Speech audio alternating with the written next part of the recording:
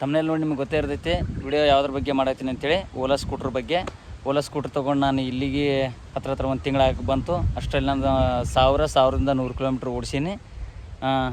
ಇದ್ರ full review ವಿಡಿಯೋನೇ ಮಾಡಿರಲಿಲ್ಲ ನಾನು, ಅದಕ್ಕೋಸ್ಕರ ಫುಲ್ ರಿವ್ಯೂ ವಿಡಿಯೋ ಮಾಡಕತ್ತೀನಿ. ಬರ್ರಿ ಕ್ವಿಕ್ಕಾಗಿ ರಿವ್ಯೂ ನೋಡೋಣ. ಆಮೇಲೆ ಇದ್ರದ್ದು ಪಾಸಿಟಿವ್ ಏನು ನೆಗೆಟಿವ್ ಏನು ಅದನ್ನು ಹೇಳ್ತೀನಿ. ಆಮೇಲೆ ನೀವು ತೊಗೋಬೇಕೋ ಬೇಡ ಅಂತೇಳಿ ನಿಮಗೆ ಗೊತ್ತಾಗ್ತೈತಿ. ತೊಗೋಬೇಕನ್ನೋರು ಇದ್ರಿ ಅಂದ್ರೆ, ತೊಗೋಬೇಕಂತೇಳಿ ವಿಡಿಯೋ ನೋಡತ್ತಿದ್ರಿ ಅಂದ್ರೆ ಇದು Ola S1 Pro 2nd Gen ಐತೆ. ಬರ್ರಿ.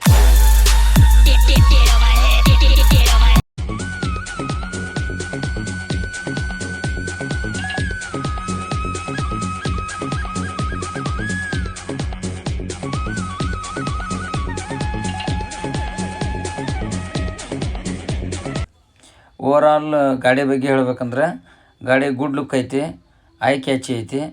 ವೈಟ್ ಪೇಂಟ್ ಅಂತೂ, ಅದರಲ್ಲೂ ಮ್ಯಾಟ್ ಫಿನಿಶ್ ವೈಟ್ ಪೇಂಟ್ ಅಂತೂ ಇನ್ನೂ ಚೆಂದ ಕಾಣ್ತೈತಿ. ಆದ್ರೆ ಪೇಂಟಿಂಗ್ ಅದು ಕ್ವಾಲಿಟಿ ಅನ್ಬೇಕು ಅಥವಾ ಅವರು ಲೇಯರ್ನ ಭಾಳ ತೆಳು ಹೊಡೆದಾರೋ ಗೊತ್ತಿಲ್ಲ. ಅದಕ್ಕೋಸ್ಕರ ಎಲ್ಲಾದರೂ ಸ್ವಲ್ಪ ಸಣ್ಣ ಪುಟ್ಟ ಸ್ಕ್ರ್ಯಾಚ್ ಆದರೂ ಸಮೇತ ಒಳಗಿನ ಫೈಬರ್ನ ಬ್ಲ್ಯಾಕ್ ಫೈಬರ್ ಕಾಣಕ್ಕೆ ಸ್ಟಾರ್ಟ್ ಮಾಡ್ತೈತಿ.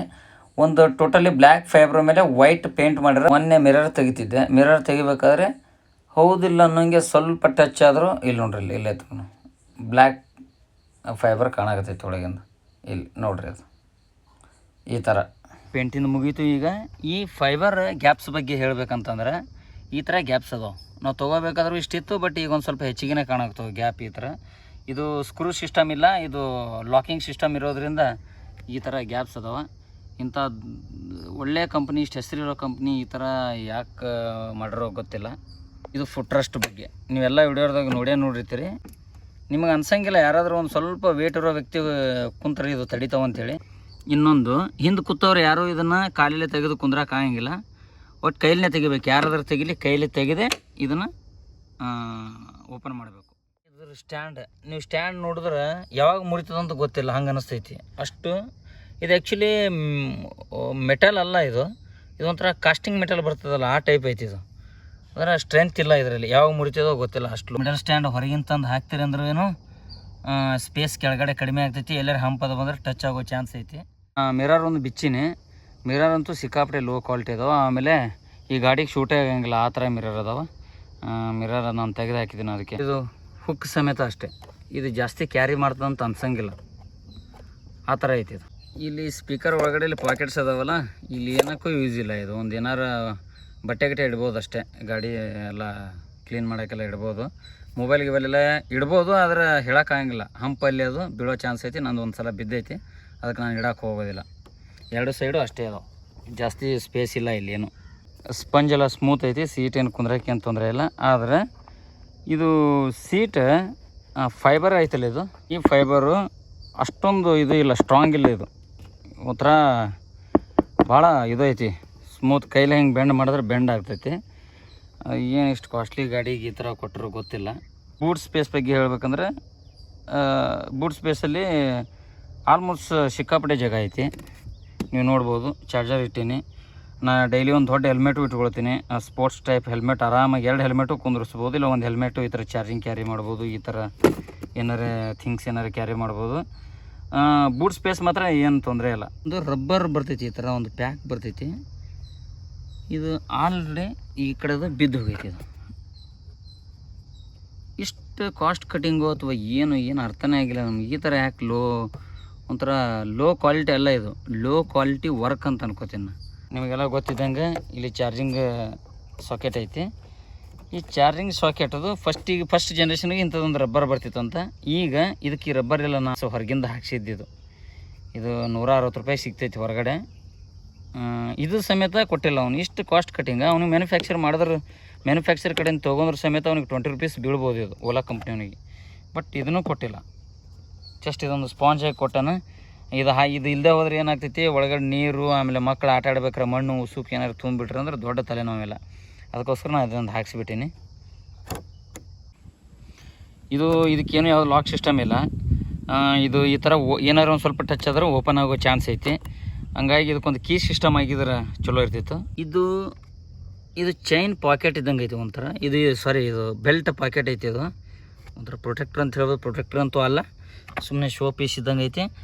ಇಲ್ಲಿ ಜಸ್ಟ್ ಒಳಗಡೆ ಒಂದು ನಟ್ ಹಾಕಬೇಕು ಅವರು. ಆ ನಟ್ ಇರ್ತೈತೋ ಅಥವಾ ಒಂದು ರಬ್ಬರ್ದು ಥರ ಪ್ಯಾಕ್ ಟೈಪ್ ಇರ್ತೈತೆ, ಅದು ಸಮೇತ ಇಲ್ಲ ಇದಕ್ಕೆ. ನಾವು ಅಲ್ಲೇ ಶೋರೂಮಲ್ಲೂ ನೋಡಿದ್ದೀವಿ, ಇದೂ ಇಲ್ಲ. ಇದು ಹಿಂಗೆ ಐತಿ.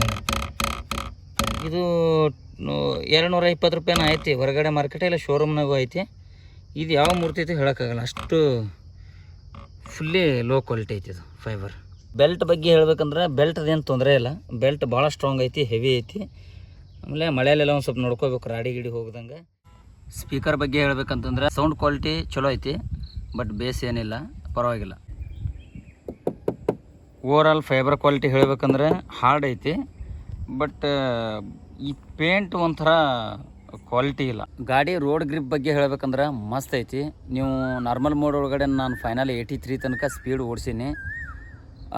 ಸ್ಪೀಡು ಮಸ್ತ್ ಐತಿ, ಆಮೇಲೆ ರೋಡ್ ಗ್ರಿಪ್ಪು ಮಸ್ತ್ ಐತಿ. ನೀವು ಸಿಂಗಲ್ ಹ್ಯಾಂಡಲ್ಲೂ ಓಡಿಸ್ಬೋದು, ಅಷ್ಟು ಆರಾಮಾಗಿ ಹೋಗ್ತೈತಿ. ಆಮೇಲೆ ಸ್ಕಿಡ್ ಆಗೋ ಚಾನ್ಸಸ್ ಅಂತೂ ಭಾಳ ಕಡಿಮೆ ಅಂತ ಹೇಳ್ತೀನಿ. ಯಾಕಂದ್ರೆ ರಿವರ್ಸ್ ಥ್ರೋಟಲ್ ಕೊಟ್ರಿ ಅಂತಂದ್ರೆ ಅದು ಒಂದು 3 ಸೆಕೆಂಡಲ್ಲೇ ಗಾಡಿ ಸ್ಲೋ ಆಗಿ ನಿಲ್ತೈತಿ. ಇಲ್ಲ ನೀವು ಎಕ್ಸಿಲೇಟ್ರ್ ಕೈ ಬಿಟ್ರಿ ಅಂದರೂ, ಅಂದರೆ ಎಕ್ಸಿಲೇಟ್ರ್ ಬಿಟ್ರಿ ಅಂದ್ರೂ ಗಾಡಿ ಸ್ಲೋ ಆಗ್ತೈತಿ.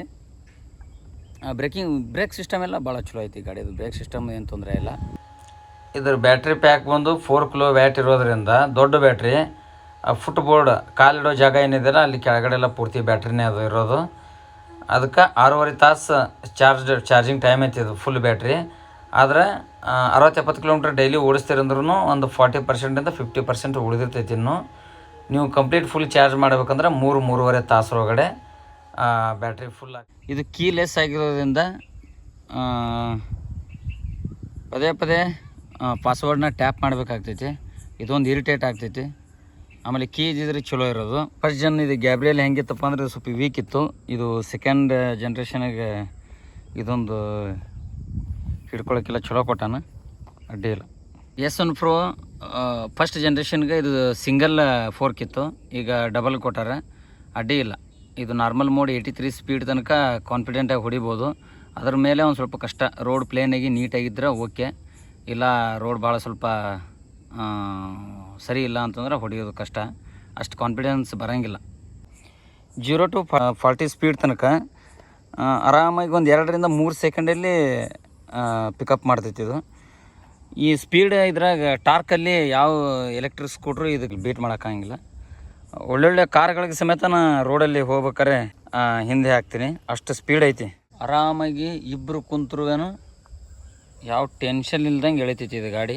ನಾರ್ಮಲಿಗೆ ಎಲ್ಲ ಗಾಡಿಗೂ ಬೈಬ್ರೇಕ್ ಕಂಪ್ನಿವು ಬರ್ತಾವೆ, ಬ್ರೇಕ್ ಸಿಸ್ಟಮ್ ಎಲ್ಲ ಡಿಸ್ಕ್ ಬ್ರೇಕ್. ಆದರೆ ಇದು ಏನೋ ಅಡ್ವಿಕ್ ಅಂತ ಐತಿ, ಅಡ್ವಿಕೋ ಅಥವಾ ಅದ್ವಿಕೋ ಅಂತ ಐತಿ. ಓಕೆ, ಆಲ್ಮೋಸ್ಟ್ ಈ ಎಲೆಕ್ಟ್ರಿಕ್ ಗಾಡಿಗೆ ಇದೇ ಬರತೈತಿ. ಬ್ರೇಕಿಂದ ಏನು ತೊಂದರೆ ಇಲ್ಲ, ಸ್ವಲ್ಪ ಸೌಂಡ್ ಎಲ್ಲ ಮಾಡ್ತೈತಿ, ಅದು ಏನಂತ ಗೊತ್ತಿಲ್ಲ, ಸರ್ವಿಸ್ ಸೆಂಟ್ರಿಗೆ ಹೋಗಿ ಕೇಳ್ಬೇಕು ನಾನು. ಇನ್ನು ಈ ಫುಟ್ ಬೋರ್ಡಿಂದು ಫೈಬರ್ ಸಿಕ್ಕಾಪಟ್ಟೆ ಲೋ ಕ್ವಾಲಿಟಿ ಐತಿ. ನಾನು ತೊಗೊಂಡು ಈಗ ಹೆಚ್ಚು ಕಡಿಮೆ 20-25 ದಿವಸ ಆಯ್ತು ಅಷ್ಟೇ, ಆಗಲೇ 1 ವರ್ಷ ಯೂಸ್ ಮಾಡ್ದಂಗೆ ಅನ್ಸಕತ್ತೈತಿ ಅದು. ಇವತ್ತಿನ ವಿಡಿಯೋ ಇಷ್ಟು ನನಗೇನೇನು ಅನಿಸಿತ್ತೋ ಅಷ್ಟು ನಾನು ಕವರ್ ಮಾಡೀನಿ. ಇಲ್ಲಿ ತನಕ ನನಗಂತೂ ಏನು ತೊಂದರೆ ಬಂದಿಲ್ಲ. ಓಕೆ, ಗಾಡಿ ಅಡ್ಡಿ ಇಲ್ಲ. ಡೈಲಿ 60-70 ಕಿಲೋಮೀಟ್ರ್ ಓಡಿಸೋರಿಗೆ ಏನು ತೊಂದರೆ ಇಲ್ಲ, ಪೆಟ್ರೋಲ್ ದುಡ್ಡು ಉಳಿಸ್ಬೋದು. 1,44,500 ರೂಪಾಯಿ ಎಕ್ಸ್ ಶೋರೂಮ್ ಐತಿ. ನೀವು ಲೋನ್ ಗೀನ್ ಮಾಡಿಸ್ತೀರಂದ್ರೆ ಅದು ಡಿಫ್ರೆಂಟ್ ಕಾಸ್ಟ್ ಆಗ್ತೈತಿ. 1,00,000 ಸಮಥಿಂಗ್ 70,000 ಅಥವಾ 75-80 ತನಕ ಈ ಥರ ಬರೋ ಚಾನ್ಸಸ್ ಐತಿ, ಅಷ್ಟು ಬರ್ತೈತಿ. ವರ್ತ್ ಐತಿ, ಅಡ್ಡಿ ಇಲ್ಲ. ಬಟ್ ಗಾಡಿ ಜೊತೆಗೆ ಕಂಪ್ನಿಯವ್ರು ಏನೆಲ್ಲ ಕೊಡಬೇಕು ಅದನ್ನೆಲ್ಲ ಏನು ಕೊಟ್ಟಿಲ್ಲ. ರೇಂಜಿಂದು ಟೋಟಲಿ ಟೆಸ್ಟ್ ಮಾಡಿ ಆಮೇಲೆ ನೆಕ್ಸ್ಟ್ ವಿಡಿಯೋದಾಗೆಲ್ಲ ಹೇಳ್ತೀನಿ ನಿಮ್ಗೆ ನಾನು. ಇಲ್ಲಿ ತನಕ ನೋಡ್ರಿ ಅಂದ್ರೆ ನಮ್ಮ ಚಾನಲ್ ಸಬ್ಸ್ಕ್ರೈಬ್ ಮಾಡಿರಿ, ಲೈಕ್ ಮಾಡಿರಿ. ಮುಂದೆ ಇದೇ ಥರ ವಿಡಿಯೋಗಳನ್ನು ಮಾಡ್ತಿರ್ತೀನಿ. ಜೈ ಭಾರತ್, ಜೈ ಕರ್ನಾಟಕ.